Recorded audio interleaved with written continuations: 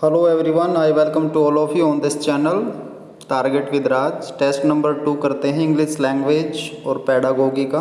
तो चलिए test start करते हैं। फर्स्ट क्वेश्चन, सबसे पहले पैसेज दिया हुआ है इसमें, और इस पैसेज में वाटर के बारे में बताया है और बॉडी में किस तरह से डिहाइड्रेशन होता है। डिहाइड्रेशन का मतलब होता है बॉडी के अंदर पानी और अन्य मिनरल्स की कमी हो जाना, जिससे बॉडी में सुस्ती चढ़ती है और बहुत ज़्यादा भूख लगती है बॉडी में।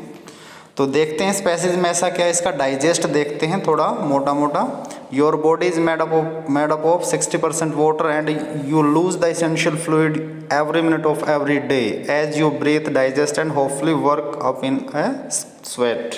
तो हमारी बॉडी जो होती है इसमें जो वाटर उसको लूज करती रहती है हर मिनट, चाहे हम सांस लें, डाइजेस्ट लें या फिर काम करें जिससे पसीना वगैरह निकलता है। It is important that you put back every drop. Starting now, drink 8 to 30 ml glasses of water every single day. तो हमें डेली जो है 230 ml का जो गिलास होता है ऐसे 8 गिलास डेली पीने चाहिए। हमारी मिनिमम रिक्वायरमेंट होती है ये। That's the minimum your body needs daily. That is the non-negotiable sugar sway hydration mantra. Many times when you think you are hungry, sleepy, depressed and or irritated, you are actually just dehydrated. जब कभी हम ये सोचते हैं जैसे नींद सी आ रही है, बहुत ज़्यादा भूख लग रही है या फिर डिप्रेशन में जा रहे हैं या फिर चिड़चिड़ापन हमें फील होता है, तो एक्चुअली जो हमारी बॉडी है वो डिहाइड्रेटेड होती है उस टाइम पर। Drinking enough water actually help you combat water retention. Sound counterintuitive, but think about it. You are running around a semi dehydrated state all the time. Your body is going to hang on the every single drop, giving you that puffy unhealthy appearance. When you are properly hydrated, your body gets the message that all systems are operating smoothly. जब hydrated होते हैं हम पूरी तरह से, तो body पूरी तरह से हमारी सही से कार्य करती है। जो मेटाबॉलिज्म सिस्टम वो सही से काम करता है और जो है ना किसी प्रकार की दिक्कत बॉडी में नहीं होती। तो इस पैसेज में हमें वाटर के बारे में बताया कि बॉडी के लिए वाटर कितना इसेंशियल है। हमें वाटर जो है ना अच्छी तरह से एब्जॉर्ब करना चाहिए डेली। और यदि हमें जैसे वेट लूज करना है तो इसके बारे में भी इसमें बताया हुआ है।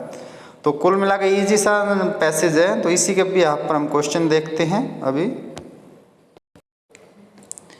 हेल्प फाइट वाटर रिटेंशन, तो dash help fight water retention. 4 option इसके 121 नंबर क्वेश्चन के।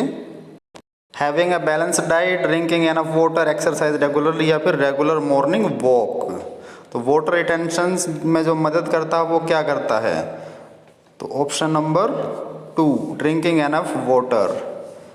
122 our system operated satisfactory if excess fat is reduced when we enjoy a sound sleep, when we are properly hydrated, if we consume lots of fruits and vegetables। 122 जो है option 3rd is the right option, when we are properly hydrated।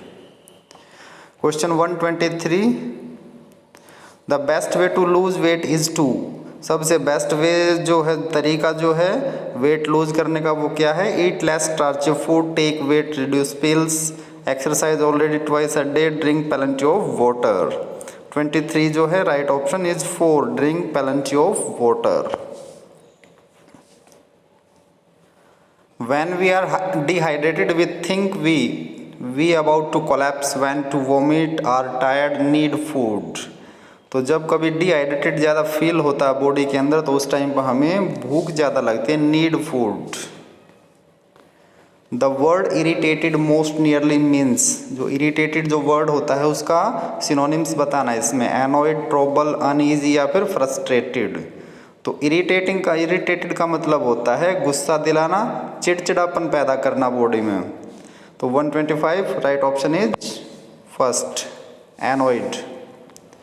126 the word which is opposite in meaning to assistance, assistance का बताना हमने opposite, fragrance, resistance, persistence या फिर existence. 4 word दे रखे इसमें। Resistance का मतलब होता है प्रतिरोध या बाधा, परसिस्टेंस, एग्जिस्टेंस का मतलब होता है कहीं पे होना, और परसिस्टेंस का मतलब होता है इसमें जो है जिद्दी या फिर हट दिखाना। फ्रेग्रेंस जो होती है वो खुशबू होती है। तो राइट ऑप्शन जो 126 का वो है हमारा option number 2 resistance. Next question number 127, your body uses water for fat, the voice in the above sentence has been correctly change in. तो वॉइस में चेंज करना है इसको, चेंज द वॉइस है ये, एक्टिव वॉइस पैसिव वॉइस। तो your body uses water for fat, तो इस सेंटेंस का हमने वॉइस चेंज करना है। प्रेजेंट इंडेफिनेट में दिया हुआ है ये सेंटेंस 127 का। तो इसका right water was used for fat by our body, water could be used for fat by our body, water is being used by our body for fat, water is used for fat by our body। तो present indefinite का जो sentence दिया हुआ है हम सब जानते हैं इस रूल को, प्रेजेंट इंडेफिनेट को प्रेजेंट कॉन्टिन्यूस में बदलते हैं और प्रेजेंट कॉन्टिन्यूस में जो हेल्पिंग वर्ब आती हैं वो आते हैं इज एम आर। तो इसके अंदर इज एम आर किस में दे रखे हैं, 3 और 4 में दिया हुआ है।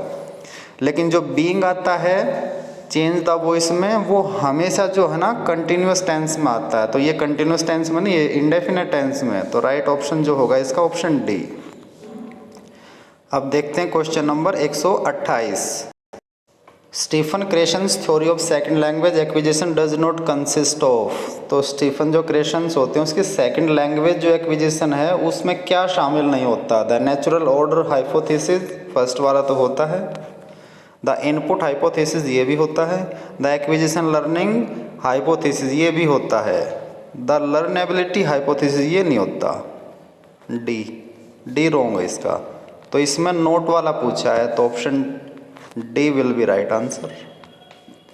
Question number 129, the use of dictionary does not help learner to. जो डिक्शनरी का यूज होता है वो लर्नर्स को किस में हेल्प नहीं करता। फाइंड आउट हाउ टू से अ वर्ड, कैसे कोई वर्ड को बोलना है। Be proficient in oral communication, oral communication में जो है महारत हासिल।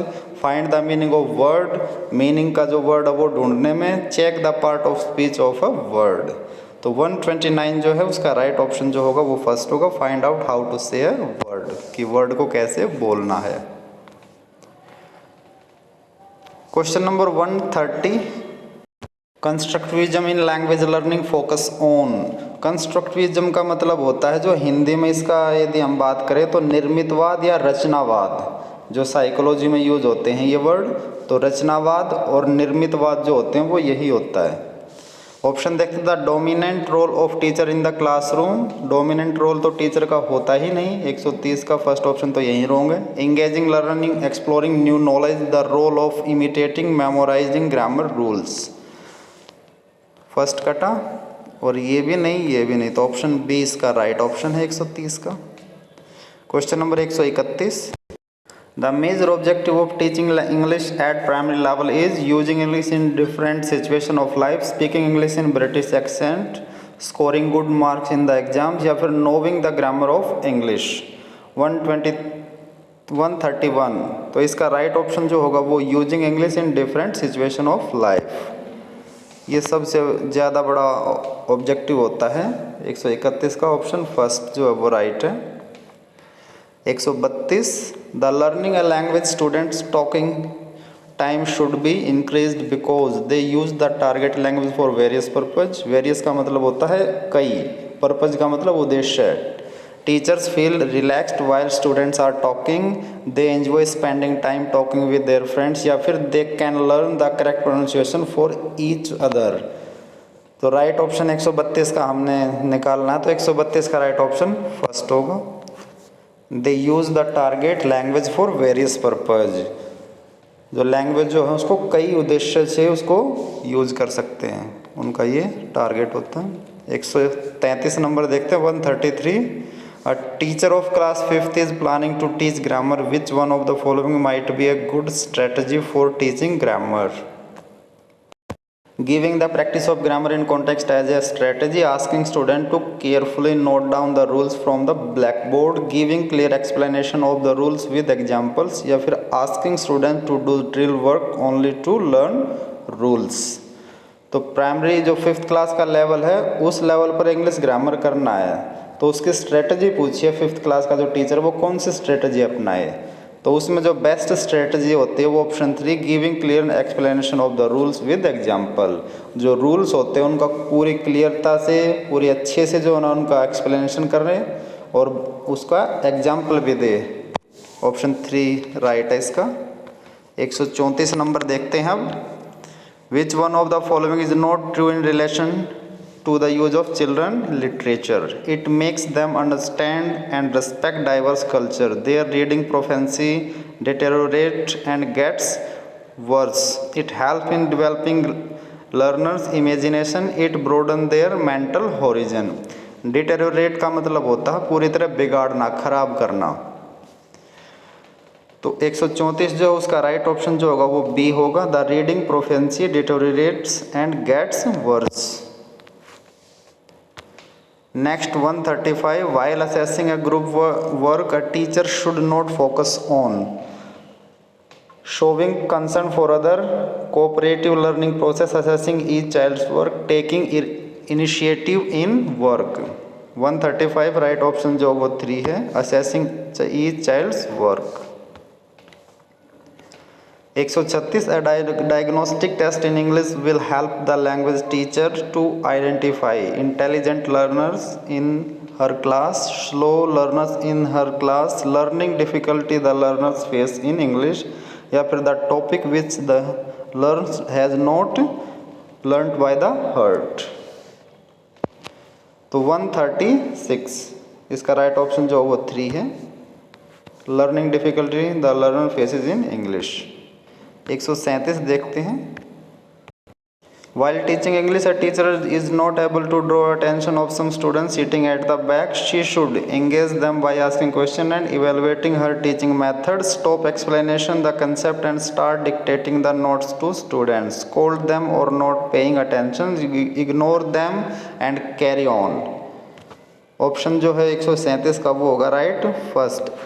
Option 1 is right. Engage them by asking question and evaluating her teaching method. 138 देख लेते हैं। पेडागोगी के क्वेश्चन काफ़ी सारे हैं इसमें। When a child learns a language naturally without much practice it is called language generalization, language adaptation, language learning या फिर language acquisition. 138 right option will be option D, language acquisition. Question number 139, the communicative approach to teach English focus on the structural accuracy of the sentences, correct pronunciation of word, linguistic competence plus an ability to use the language appropriately, या फिर the practice of selected and graded structure pattern। 139 जो है इसका right option होगा B, correct pronunciation of words. Words का correct pronunciation करना, correct उच्चारण करना, ये कम्युनिकेटिव अप्रोच जो है उसमें सबसे ज़्यादा फोकस किया जाता है। 140, which one of the following is most important in developing reading skill at primary level? Ability to read phrases correctly, ability to comprehend the text already read, only knowing the correct order of alphabet, ability to read words correctly। 140 right option जो होगा इसका option B, ability to comprehend the text already read. जो पहले से जो read कर रखा है जो टेक्स्ट उसको comprehend करना, उसको समझना।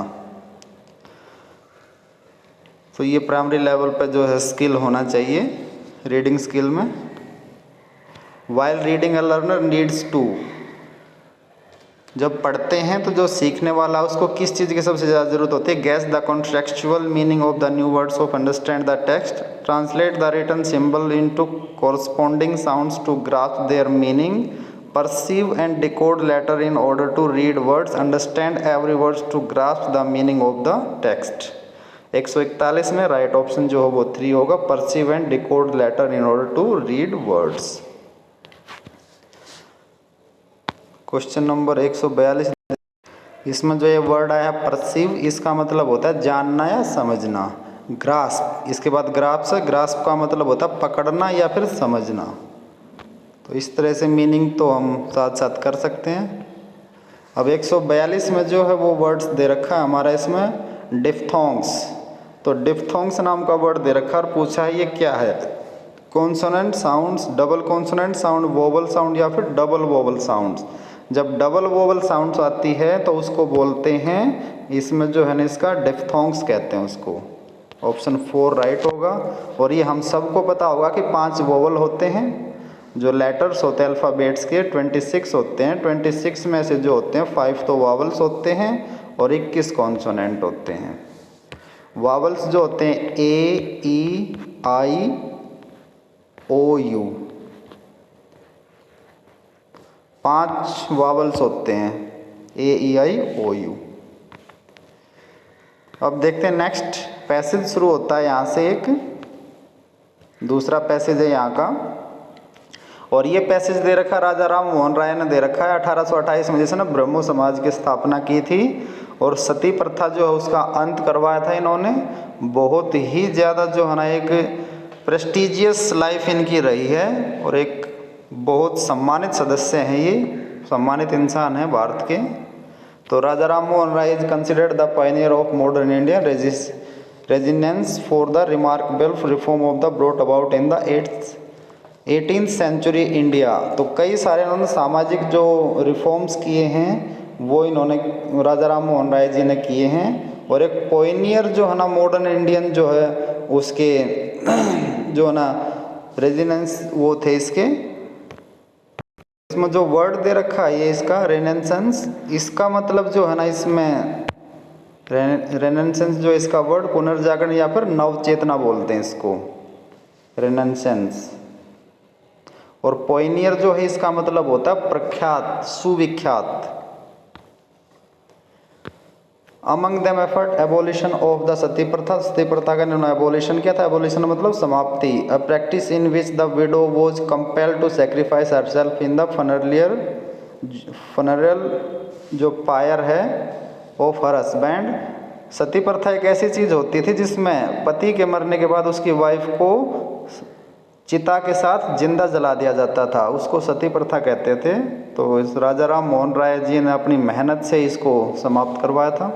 Was prominent, his effort were also instrumental in eradicating the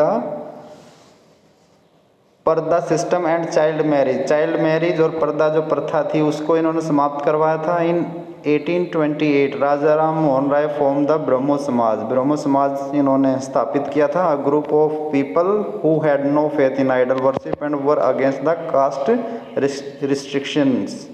जो कास्ट सिस्टम इंडिया में था या फिर जो मूर्ति पूजा में फंसा हुआ था इंसान, उन सब के खिलाफ ये एक ग्रुप बनाया था इन्होंने लोगों का, जिसको ब्रह्मो समाज के नाम से जाना जाता है। Raja Ram Mohan Roy's father was a wealthy Brahmin and strict performed the duty set by the religion. तो इनके पिताजी जो थे एक बिल्कुल ही जो है ना एक स्ट्रिक्ट टाइप के इंसान थे, ब्राह्मण थे, और जिन्होंने धर्म को मानने के लिए काफ़ी कंपेल किया था इनको। राम मोहन राय हिमसेल्फ वॉज ऑल्सो डिवोटेड। खुद राजा राम मोहन राय जी भी विष्णु जी के भक्त थे और 14 साल तक इन्होंने खूब अच्छे से भक्ति की थी। Wanted to become a monk बनना चाहते थे, साधु बनना चाहते थे, but his mother Tarini Devi objected to his desire. तो उसकी मम्मी ने उनको मना किया था। Ram Mohan Roy viewed education as a medium to implement the social reform. तो राजा राम मोहन राय ये सोचते थे, उनकी नज़र में था कि एजुकेशन ही एक माध्यम समाज को रिफॉर्म करने का। So in 1815 Ram Mohan come to Calcutta and the very next year started in English college by putting in his own saving. He was well aware that the students should learn the English language and scientific subject and that's why the criticize the government's policy of opening only Sanskrit schools. तो जो है modern subject सीखने पर इन्होंने काफ़ी बल दिया था। According to him Indians would lag behind if they do not gets the modern subject in like mathematics, geography and Latin. Modern subject जो है ना मैथमेटिक्स, जियोग्राफी वगैरह सीखना इन्होंने काफ़ी स्ट्रेस किया था उस पर। The government accepted that idea of Ram Mohan Roy and also implemented it but not before his death. Ram Mohan was also the first to give importance to the development of mother tongue. His Gudiya Vyakaran in Bengali is the best of prose works. तो बंगाली में इन्होंने व्याकरण दी थी। Rabindranath Tagore and the Bankim Chandra Chatterjee also followed in the footstep of Raja Ram Mohan राय। तो रविंद्रनाथ टैगोर, बंकिम चंद्र चटर्जी भी इन्हीं के फुट स्टेप पर आगे बढ़े थे। Raja Ram Mohan Roy was staunch supporter of free speech and expression and fought for the right of vernacular press. Staunch एक वर्ड दे रखा है इसमें, काफ़ी इंपॉर्टेंट, मतलब होता है निष्ठावान या फिर हठी, staunch. He also fought out in newspaper in Persian called Miratul Akhbar, the mirror of news and Bengali weekly called the Sambad Kaumudi, the moon of intelligence. In those days, item of news and article had to be approved by the government, and before being published, Ram Mohan protest against his control by arguing that newspaper should be free and that the truth should not be suppressed. Suppressed मतलब होता है दबाना, simply because the government did not like it. तो राजा राम मोहन राय के बारे में ये जो है पैसेज दे रखा है, काफ़ी रिफॉर्म किए थे उन्होंने, तो इसी के बेस पे क्वेश्चन देखते हैं। Raja Ram Mohan Roy is known for his economic reform, literary reform, political reform या फिर सोशल रिफॉर्म। एक सोशल रिफॉर्म इन्होंने काफ़ी किए थे, तो ऑप्शन डी इसका right option. When he was a teenager, जब वो टीनेजर थे, Raja Ram Mohan Roy express his desire to become a monk. Monk आया था इसमें, जर्नलिस्ट, टीचर कुछ नहीं था, बिजनेसमैन नहीं था, तो मॉन्क आया था। Raja Ram Mohan Roy believed that Indians would lag behind if they, तो राजा राम मोहन राय ये सोचते थे कि इंडियन जो वो बहुत पीछे रह जाएंगे, किस कारण से? Forget their cultural roots, did not learn traditional skills, gave up study of Sanskrit, did not study modern subject. Option D right है, क्योंकि इन्होंने काफ़ी ज़्यादा जो है ना इस पर जोर दिया था कि इंडियंस को मॉडर्न सब्जेक्ट सीखने चाहिए, नहीं तो दुनिया से बहुत पीछे रह जाएंगे वो। क्वेश्चन नंबर 146 देखते हैं इसका। राजा राम मोहन राय स्ट्रांगली सपोर्टेड, सबसे ज़्यादा जो सपोर्ट करते थे किस चीज़ को? Rituals and observance, physical education, freedom of speech and expressions या फिर मोरल एजुकेशन। 146 का राइट ऑप्शन जो होगा वो 3 होगा, freedom of speech and expression. 147 देखते हैं। The word eliminating most nearly means, eliminating जो वर्ड है उसका नियरली वर्ड बताना है, सिनोनिम्स बताना है। बैनिशिंग, इरेडिकेट, बैनिंग या फिर डिसमिसिंग। 147 का राइट ऑप्शन जो होगा वो बी होगा, इरेडिकेट, जड़ से उखाड़ना। The word which is opposite in meaning to encouraged is, encourage जो है उसका अपोजिट बताना हमने। एनकरेज मतलब किसी को प्रोत्साहित करना, किसी का हौसला बढ़ाना, तो इसका जो है राइट ऑप्शन जो क्रस्ड, मिसलीड, डिसहार्टेंड, प्रेस्ड।